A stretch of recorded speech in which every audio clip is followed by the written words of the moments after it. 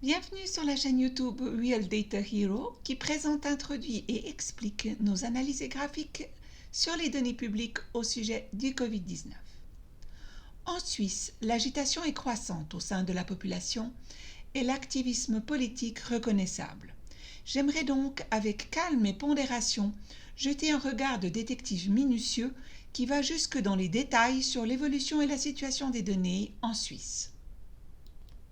Tout d'abord, un regard sur les paramètres dominants qui devraient nous éclairer sur la situation épidémique. Le nombre de cas avec test PCR positif inclus dans les statistiques depuis mars de l'année dernière et qui ont une relation clairement reconnaissable avec la courbe verte de la stratégie de test. En arrière-plan, des barres de couleur illustrent les mesures prises par le Conseil fédéral depuis la situation extraordinaire jusqu'au 18 mai dernier et la situation particulière qui n'a plus été suspendue depuis. À cette fin, la loi sur les épidémies prévoit certaines conditions clairement définies qui, selon l'avis juridique de l'avocat Philippe Kruse, ne sont pas remplies. Cependant, ces avis juridiques et ces réclamations ne semblent pas intéresser le niveau de décision politique. Un regard à la loupe montre le développement cette année. En arrière-plan, l'évolution de la campagne de vaccination qui a atteint ou déjà dépassé la barre des 60%.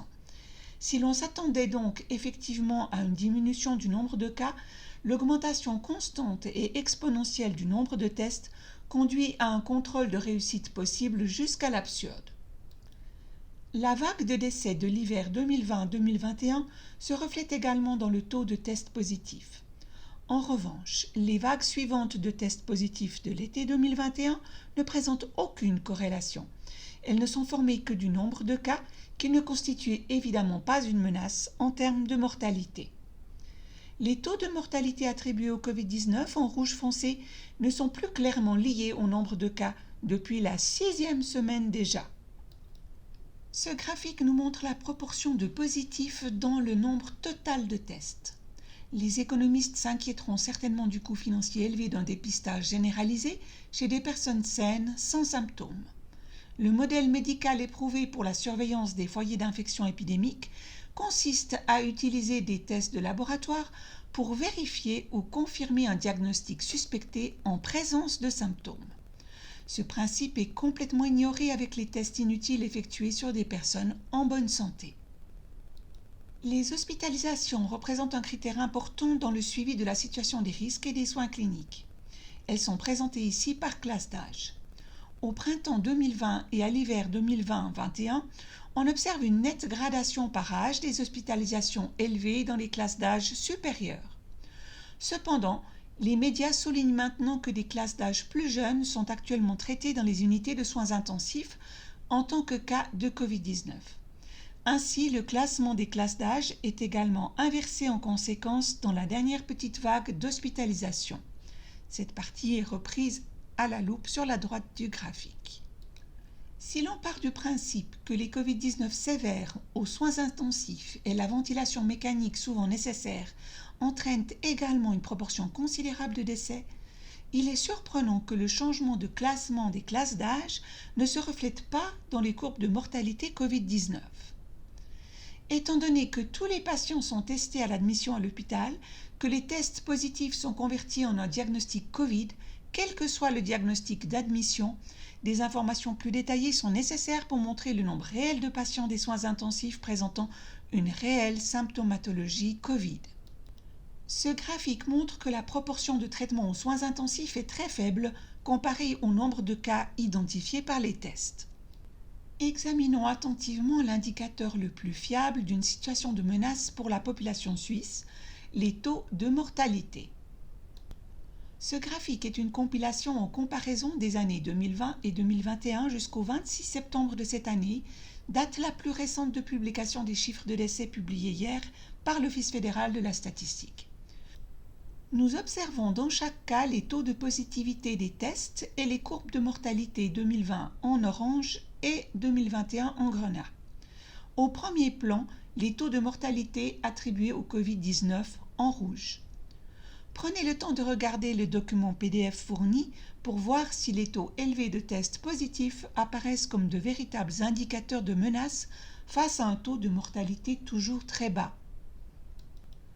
Dans une coloration appropriée, nous voyons ici la comparaison des chiffres de décès Covid-19 2020 et 2021 par rapport aux décès totaux.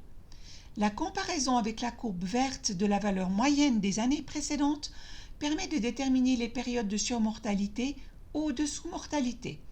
La courbe violette montre une sous-mortalité particulièrement frappante de la semaine 4 à la semaine 16 de cette année. Analysons plus en détail la proportion de décès attribués au Covid-19. Nous résumons ici les chiffres absolus des décès hebdomadaires et examinons plus en détail la période allant jusqu'à la 38e semaine, c'est-à-dire le 26 septembre, dans le tableau surligné en rouge en bas à droite. Par rapport à la moyenne des années précédentes, 162 personnes de plus sont donc décédées en chiffres absolus jusqu'à présent en 2021. Toutefois, 2830 décès dus au Covid auraient été ajoutés comme nouvelle cause de décès au cours de cette période, ce qui explique qu'il faudrait les déduire pour simple raisonnement de vérification. Sans Covid-19, le nombre de décès de toutes les autres causes aurait donc été inférieur de 2668 à la moyenne des années précédentes, ce qui est non seulement étonnant, mais aussi irréaliste compte tenu de l'annulation d'opérations et de la diminution de traitements dans le secteur ambulatoire. L'année dernière, les cardiologues ont mis en garde contre le fait de négliger les signes avant-coureurs d'une crise cardiaque et d'omettre par négligence les visites nécessaires chez le médecin ou les appels aux urgences. Ce diagramme à barres indique la proportion de décès Covid dans les classes d'âge par rapport au nombre total de décès, où pour le Covid-19, le groupe d'âge 80 ans et plus n'est pas divisé davantage. Donc, les 5629 décès Covid concernent toute la classe d'âge au-dessus de 80 ans. Les médias aiment bien comparer la prétendue surmortalité 2020 à l'année 2019, qui, soit dit en passant, avait le taux de mortalité le plus faible des 10 dernières années et n'est donc pas représentative. L'histogramme montre clairement que ce n'est qu'à partir de la tranche d'âge 70 ans que les chiffres absolus de décès ont augmenté par rapport à 2019, dans certains cas de manière significative. Les chiffres absolus ne permettent pas une comparaison valable car ils ne tiennent pas compte de l'évolution démographique de la population. J'en ferai état plus précisément dans le tableau.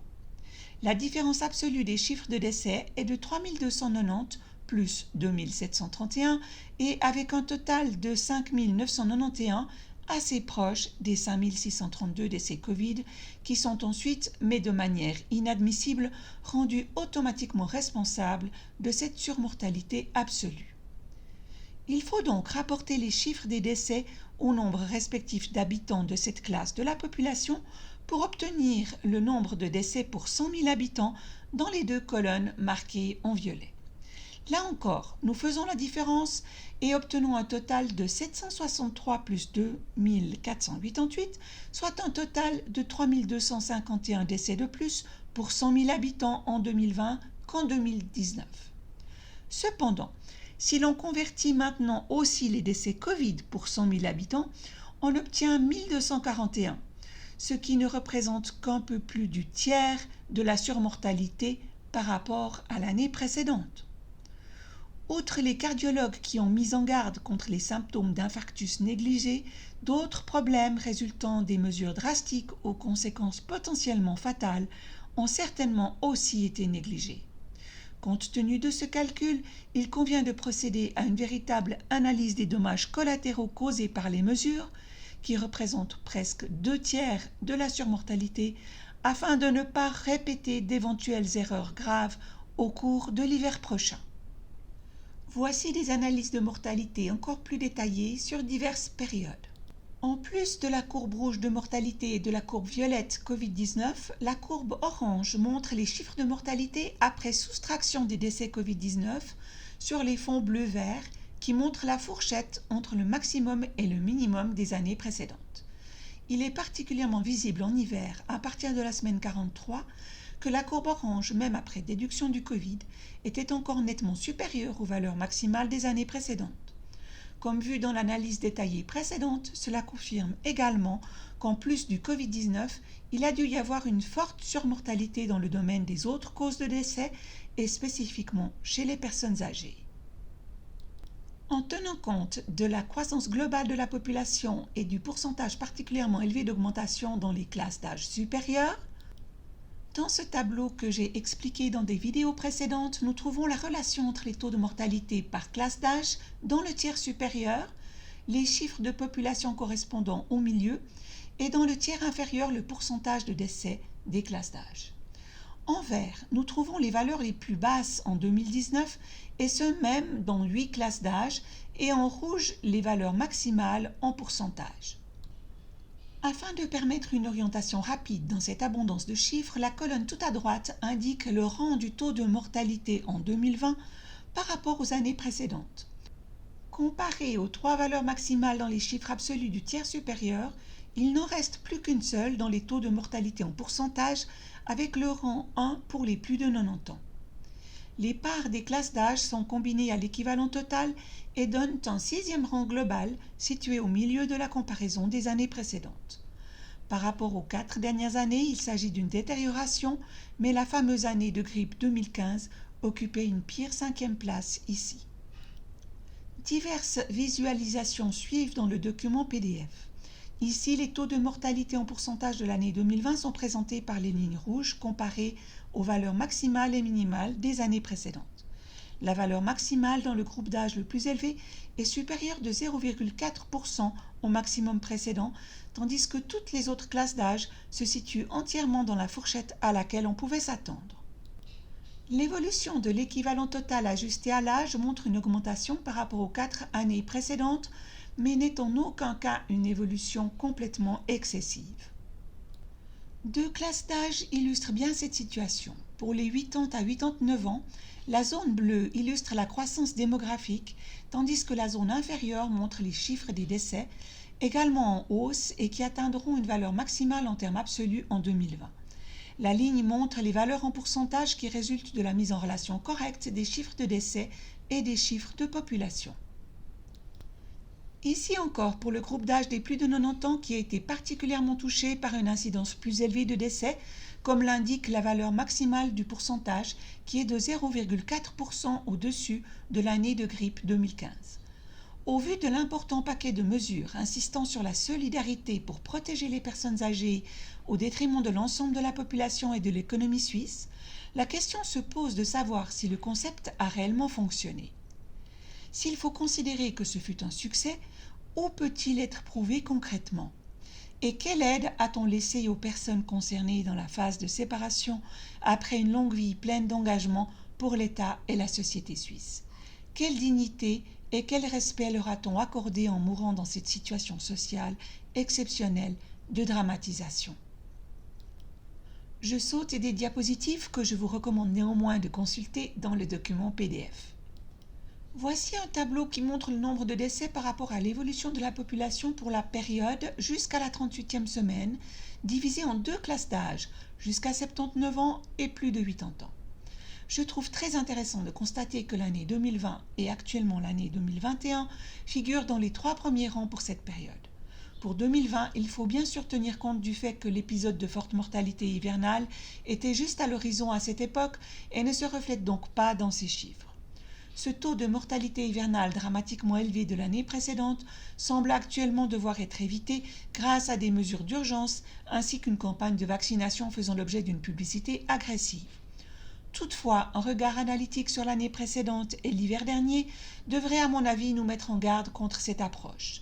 Les chiffres de mortalité Covid semblent être devenus complètement hors de propos ici au vu des chiffres de mortalité au plus bas actuellement. Je souhaite vous présenter 2 autres périodes. L'analyse de mortalité saisonnière de juillet à juin de l'année suivante qui inclut tous les événements de forte mortalité de l'hiver dernier. Dans l'aperçu des taux de mortalité en pourcentage ajustés à l'âge, le tableau est similaire à celui de l'année civile 2020.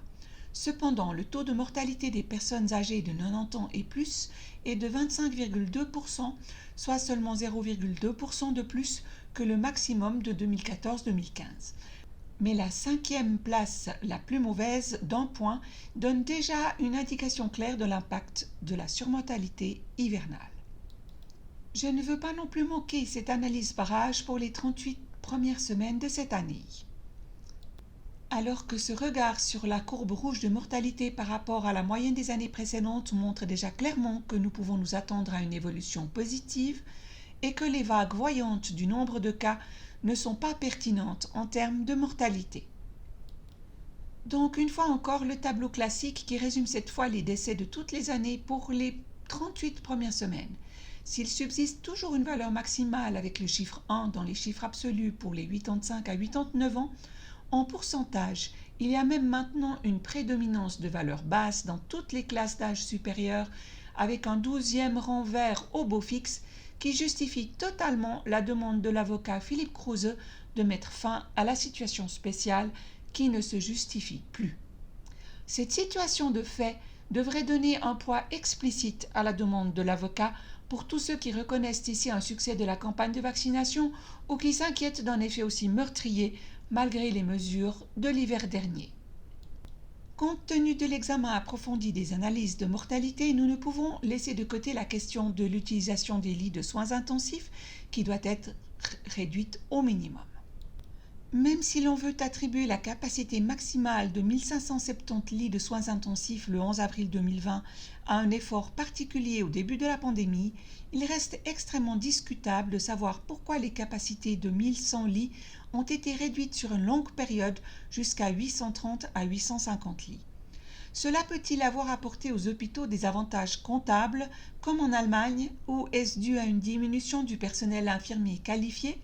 Ce dernier point serait extrêmement surprenant en Suisse, compte tenu des salaires les plus élevés versés dans le secteur des soins infirmiers en Europe. Le fait qu'un taux d'occupation moyen de 67,4% soit bien inférieur à l'objectif économique d'au moins 80% devrait être très surprenant dans un pays dont la gestion financière et économique est traditionnellement saine. Le plus grand canton, Zurich, joue un rôle clé dans les soins cliniques et la réduction du nombre de lits de soins intensifs y est très nette.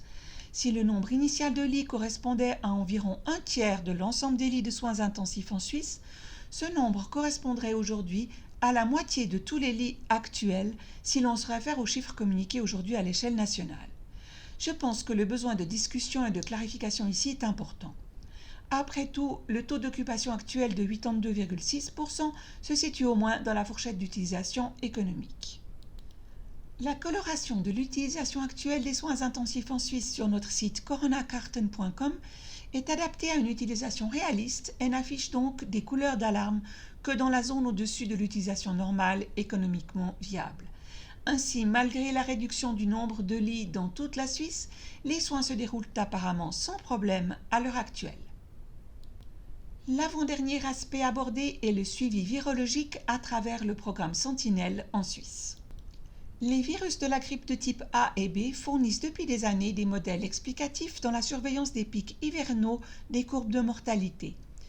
En avril 2020, la continuité des virus détectés semble s'interrompre brutalement, simultanément dans le monde entier, dans les hémisphères nord et sud, à l'est comme à l'ouest. Ainsi, la vague de décès particulièrement prononcée de l'hiver 2020-2021 reste sans réponse dans la surveillance virologique. En revanche, si l'on inclut les virus SARS-CoV-2, on retrouve l'équivalent manquant de la surmortalité hivernale et la disparition des chiffres de la grippe en 2020 trouve son prolongement fluide.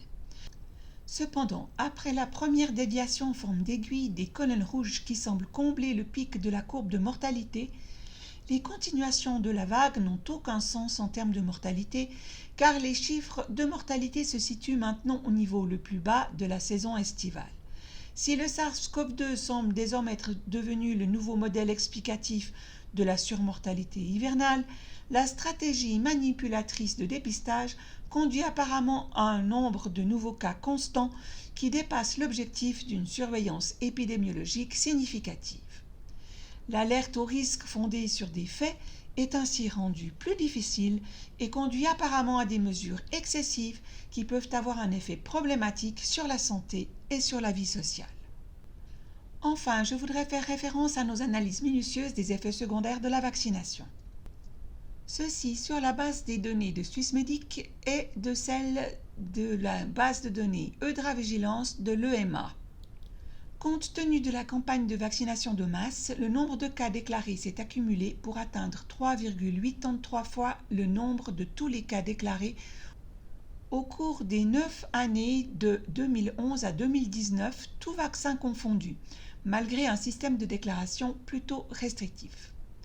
2601 cas suspects classés comme graves et 145 décès n'ont jusqu'à présent conduit Swissmedic qu'à confirmer son évaluation de sécurité et son analyse bénéfice-risque positive et à maintenir la relation de causalité entre les décès et la vaccination comme inexpliquée. Entre-temps, la base de données de l'EMA présente un bilan de 38 999 décès chez environ 250 millions de personnes entièrement vaccinées au 1er octobre. Un simple calcul montre que nous avons en Suisse moins de 18 décès non liés par million d'habitants contre 156 potentiellement liés au niveau européen. Cela peut interroger. Avec un one-page, document de site web présenté sur une seule page, toutes les données clés de l'évaluation de l'EMA sont régulièrement publiées sur leur propre site web et sur la chaîne Telegram. Une analyse détaillée des données EMA est fournie par notre équipe sur le canal Telegram Corona Daten Analyse et sur Internet. Il existe également des analyses spéciales régulières sur les enfants et plus récemment sur les femmes enceintes. Nous voyons ici la distribution des effets secondaires graves limités aux 2 vaccins BioNTech et Moderna. Un 3e Johnson & Johnson approuvé tout récemment ne figure pas encore dans la pharmacovigilance en Suisse. En Europe, 33 décès d'enfants sont enregistrés pour Comirnaty de BioNTech. Pour Moderna, 4 décès dans cette tranche d'âge semblent dresser un tableau plus rassurant, mais en fait l'autorisation de vaccination pour les enfants a été délivrée plus tardivement. Je voudrais conclure par cette illustration du rapport sur le sujet très émotionnel des effets secondaires des vaccins chez les enfants et les adolescents. Je souhaite vous appeler une fois de plus à faire vos propres recherches et si la question se pose, à demander un conseil attentif, le corps médical ne devant pas non plus suivre aveuglément les directives et les annonces des associations, mais à inclure des informations complètes dans ses consultations. Nos matériaux sont à disposition au téléchargement, comme toujours liés à cette vidéo sur le canal Telegram. Si vous aimez cette vidéo et notre travail, mettez un like, abonnez-vous à la chaîne et rejoignez le groupe Telegram Real Hero en français pour recevoir les futures mises à jour et vidéos. À très bientôt.